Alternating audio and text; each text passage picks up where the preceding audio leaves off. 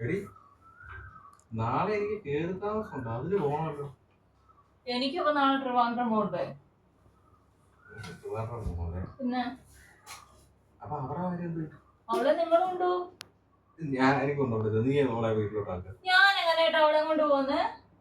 ഇത്ര ദൂരം പിന്നെ ഞാൻ കറങ്ങി കൊണ്ടാക്കാൻ പറ്റുമോ? നിങ്ങളൊക്കെ അങ്ങോട്ട് പോകുമ്പോ അവളെ കൂടെ കൊണ്ടുപോയി പോരെ? ഞാൻ പോകുന്നിടത്ത് അവളെ കൊണ്ട് പോയി കഴിഞ്ഞാൽ അവൾ അവിടെ ബോറടിച്ചിരിക്കത്തേ ഉള്ളൂ.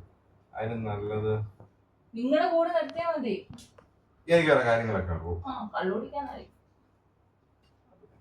എന്തോ മാമന്റെ കൂടെ അവിടെ നിന്നിട്ട് മതി. എനിക്ക് തോന്നുന്നില്ല. ചോദിച്ചു നോക്ക്.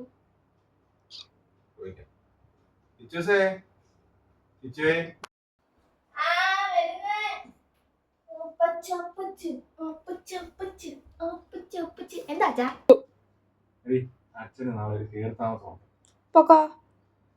അമ്മയ്ക്ക് നാളെ ട്രിവാൻഡ്രം പോണം. ഓ, അമ്മയ്ക്കും പോണോ? അമ്മയും പൊക്കോ. അതല്ല, അപ്പൊ ഞങ്ങള് പോയി കഴിയുമ്പോ നീ ഇവിടെ ഒറ്റയ്ക്കായി പോകും. ഞാൻ ഇവിടെ നിന്നോളാം. മക്കളെ മാമന്റെ വീട്ടിലോട്ട് ഞാൻ മാമന്റെ വീട്ടിലൊക്കെ പോകത്തില്ല, ഞാൻ ഇവിടെ നിൽക്കത്തു. എടി നീ ഇവിടെ ഒറ്റയ്ക്കായി പോകുന്ന. സാരമില്ല, അച്ഛൻ പോയി ഒരു 1:30 വന്നാ മതി. 1:30? എനിക്കൊന്നും പറ്റത്തില്ല 1:30 വരാൻ.